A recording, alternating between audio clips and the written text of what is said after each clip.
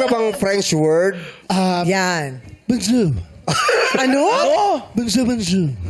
Ganyan, ba't ganyan yung bibig nila? Ano ibig sabihin nun? Bonjour. Pag may pangalan, may bonjour. May bonjour. Bunso yun. Bagong-bago.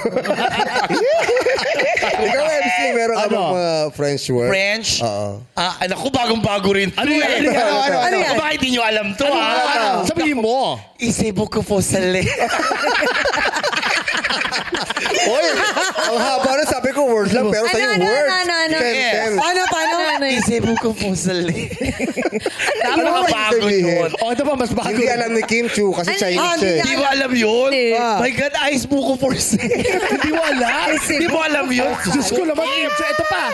Not for hire. Ano yun? Not for hire. Not for hire.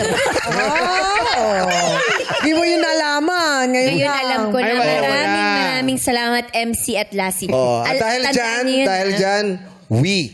We. Oh, we na kayo.